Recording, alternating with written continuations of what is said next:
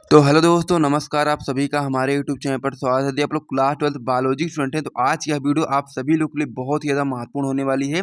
इसीलिए आप लोग वीडियो को बिल्कुल भी स्किप मत करिएगा, क्योंकि ये क्वेश्चन जो आज की इस वीडियो में आपको बताने वाला हूँ, ये आपकी बोर्ड परीक्षा में 5 नंबर के लिए आता है और साथ ही में 2024 की बोर्ड परीक्षा में ये क्वेश्चन आपकी बोर्ड परीक्षा में आ सकता है। तो इसीलिए आप लोग वीडियो को बिल्कुल भी स्किप मत करिएगा। तो चलिए हम लोग देख लेते हैं कि कौन सा क्वेश्चन आज का ये हमारे ये होने वाला है। सालंग लक्षण की वंशागति किसे कहते हैं? मनुष्य में किसी एक लिंग सालंग लक्षण की वंशागति को हम लोग को रेखा चित्र के द्वारा प्रदर्शित करना है। ये क्वेश्चन आपका बहुत ही ज़्यादा महत्वपूर्ण हो जाता है, तो इसीलिए आप लोग इस क्वेश्चन को अच्छे तरीके से अपनी कॉपी में नोट कर लो और साथ ही में इसका उत्तर मैं अभी आपको कराने वाला हूँ, तो आप लोग ध्यान से देखना और उसको उत्तर को अच्छे तरीके से अपनी कॉपी में नोट करते हुए तैयार कर लेना, क्योंकि ये आपका क्वेश्चन महत्वपूर्ण होता है और आपके बोर्ड परीक्षा 2024 में इसकी आने की संभावना भी बहुत ज़्यादा है। तो इसीलिए आप लोग इस क्वेश्चन को सबसे पहले अपनी कॉपी में नोट कर लो और एक बार समझ लो कि क्वेश्चन में हमसे पूछा क्या गया है। हमसे पूछा गया है कि लिंग सालंग लक्षण की वंशागति क्या होती है, उसको हम लोग को समझाना है और साथ ही में मनुष्य में किसी एक लिंग सालंग लक्षण की वंशागति को रेखा चित्र के द्वारा प्रदर्शित भी हम लोगों को करना है। ठीक है, तो इस प्रकार से आप लोगों ने यहाँ तक समझ लिया होगा। तो चलो अब हम लोग इसका उत्तर देखते हैं। तो इसमें आप लोग बताओगे उत्तर में कि लिंग गुणसूत्र पर प्रायः लिंग लक्षण वाले जीन होते हैं। कभी कभी लिंग गुणसूत्र पर लिंग लक्षण वाले जीन के अतिरिक्त कई लक्षण वाले जीन भी उपस्थित होते हैं।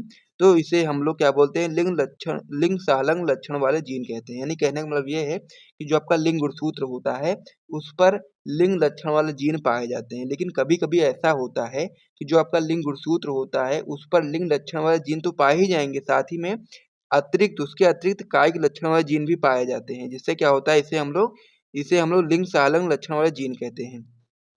आगे हम लोग इसमें बताएंगे तथा इनके द्वारा व्यक्त लक्षण को हम लोग लिंग सालंग लक्षण कहते हैं। यानी कि इनसे जो लक्षण व्यक्त होते हैं उसे हम लोग लिंग सालंग लक्षण बोलते हैं। तथा साथ ही में आगे आप लोग इसमें बताओगे कि तथा इन लक्षणों की संतानों में जाने को हम लोग लिंग सालंग वंशागति कहते हैं। तो इस प्रकार से आप लोगों ने लिंग सालंग वंशागति क्या होती है यहाँ तक आप लोगों ने समझ लिया है। तो इसे आप लोग एक बार अपनी कॉपी में नोट कर लो, उसके बाद में फिर हम लोग आगे बढ़ते हैं। तो इतना आप लोगों ने समझ लिया होगा। अगर कोई भी समस्या होती है तो आप लोग कमेंट बॉक्स में कमेंट करके जरूर बता दीजिएगा। आगे आप लोग इसमें बताओगे कि ये लिंग सालंग लक्षण संतानों में रोग के रूप में दर्शित होता है और यह प्रायः यक्ष लिंग गुणसूत्र पर स्थित होता है। यानी कि जो आपका ये लक्षण होता है ये आपका एक्स लिंग गुणसूत्र पर स्थित होता है और साथ ही में ये जो आपका लिंग सालंग लक्षण होते हैं वो संतानों में रोग के रूप में दर्शित होते हैं, यानी कि रोग के रूप में दिखते हैं। तो इस प्रकार से यहाँ तक आप लोग अपनी कॉपी में एक बार नोट कर लो। उसके बाद में फिर हम लोग अगले पेज पर बढ़ेंगे और ये आपका जो क्वेश्चन होता है इसको पूरी तरीके से कंप्लीट करेंगे। अब हम लोग से क्वेश्चन क्या पूछा गया था, सबसे पहले उसे आप लोग देख लीजिए। क्वेश्चन में हम लोग से पूछा गया था कि लिंग सालंग लक्षण की वंशागति किसे कहते हैं। तो मैंने आपको लिंग सालंग लक्षण की वंशागति क्या होती है वो आपको मैंने यहाँ पर समझा दिया है। अब आगे हम लोग को एक क्वेश्चन और से पूछा गया था कि मनुष्य में किसी एक लिंग सालंग लक्षण की वंशागति को रेखा चित्र द्वारा प्रदर्शित करना है।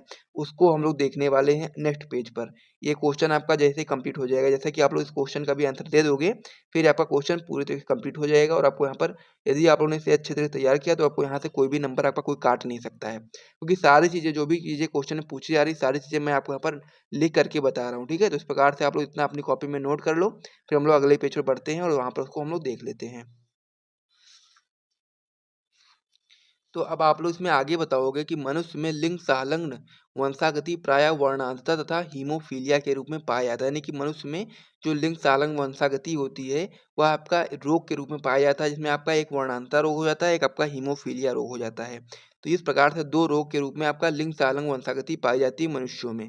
तो ये चीज़ आपको यहाँ पर समझ में आ गया होगा। अब हमसे आगे क्वेश्चन में पूछा गया था कि हम लोगों को मनुष्य में किसी एक लिंग संलग्न लक्षण की वंशागति को रेखा चित्र के द्वारा प्रदर्शित करना है। तो यहाँ पर आपके दो रोग हैं, एक आपका है वर्णांधता, एक है आपका हीमोफीलिया। इनमें से किसी एक का हम लोग को रेखा चित्र बना करके यहाँ पर दर्शाना है। तो हम लोग वर्णांधता रोग के बारे में सबसे पहले समझेंगे और उसी के बारे में हम लोग क्या बनाएंगे, रेखा चित्र बना देंगे, फिर आपका क्वेश्चन पूरी तरीके से कंप्लीट हो जाएगा। तो आइए सबसे पहले हम लोग देखते हैं कि वर्णांधता रोग आखिर क्या होता है। तो इसमें आप लोग बताओगे वर्णांधता में कि लाल हरे रंग में व्यक्ति द्वारा अंतर न कर पाना वर्णांधता कहलाता है। इसे हम लोग प्रोटान दोष या फिर लाल हरा अंधापन भी कहते हैं। ये आपका बहुत ही महत्वपूर्ण होता है। यदि आपसे ये आपका क्वेश्चन दीर्घ में तो पूछा ही जाता है, साथ ही में ये आपका जो वर्णांधता वाला टॉपिक है ये आपका अति लघु उत्तरीय प्रश्न में पूछा जा सकता है। तो इसीलिए आपको उसको अच्छी तरीके से तैयार कर लेना है। तो ये वर्णांधता क्या होता है, एक बार मैं फिर से रिपीट कर देता हूँ कि जब जैसे मान लीजिए कि कोई भी व्यक्ति वर्णांधता रोग से पीड़ित है, तो वह व्यक्ति लाल हरे रंग में अंतर नहीं कर पाएगा, ठीक है। उसको ही हम लोग वर्णांतर रोग कहते हैं और इसे हम लोग प्रोटान दोष या फिर लाल हरा अंधापन भी बोल सकते हैं। तो इस प्रकार से वर्णांतर रोग इस प्रकार से होता है। आगे अब हम लोग उसका रेखा चित्र देखेंगे। तो इसमें आप लोग बताओगे कि जब सामान्य व्यक्ति का विवाह एक वर्णांध स्त्री से कर दिया जाए तो उसके संतानों में इसकी रूपरेखा होगी, यानी कि उसकी रूपरेखा किस प्रकार से होगी उसको हम लोग देखेंगे। जब हम लोग किसी सामान्य व्यक्ति यानी कि एक्स वाई का विवाह जब हम लोग किसी वर्णांध स्त्री यानी कि जो आपका एक्स एक्स है इसमें आप लोग देखेंगे जो आपका एक्स है इस पर क्या है गोला हुआ है, यानी कि ये आपका वर्णांध स्त्री है। से अब जब हम लोग करेंगे तो फिर उसका जो संतानों की जो रूपरेखा होगी वो किस प्रकार से होगी आइए समझते हैं। तो यहाँ तो इस प्रकार से बना हुआ है लेकिन आपको ऐसा समझ में नहीं आ रहा होगा, तो इसलिए मैं आपको यहाँ पर अलग से समझाने का प्रयास करता हूँ। आप लोग यहाँ पर देख ही लीजिए। ये क्या है आपका? ये आपका सामान्य पुरुष है, ठीक है? और ये आपका क्या है? वर्णांध स्त्री है, जिसमें आप लोग एक्स पर आप लोग इस प्रकार से गोला बना सकते हो वर्णांध दिखाने के लिए। तो ये एक आपका क्या हो गया? सामान्य पुरुष। ये आपका सामान्य पुरुष हो गया और ये आपका समझ लीजिए कि वर्णांध हो गया, ठीक है? वर्णांध स्त्री हो गया।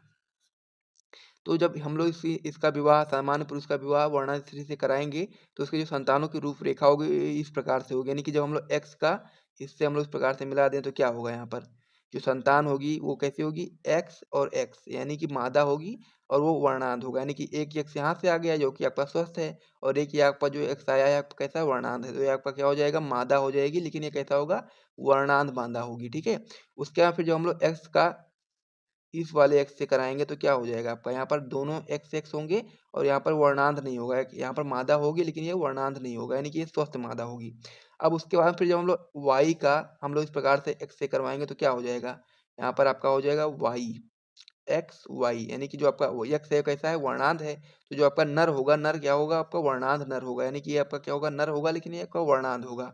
उसके बाद फिर जब हम लोग वाई का स्वस्थ वाले एक्स से कराएंगे तो क्या हो जाएगा आपका एक्स वाई, तो क्या हो जाएगा यहाँ पर नर होगा और ये स्वस्थ होगा। तो इस प्रकार से जब हम लोग क्या करेंगे कि वर्णांध स्त्री का विवाह जब हम लोग सामान्य व्यक्ति से करवाएंगे तो उसमें आपका जो एक नर होगा और एक मादा होगा वो आपका वर्णांध होगा और एक नर और एक मादा आपका स्वस्थ होगा।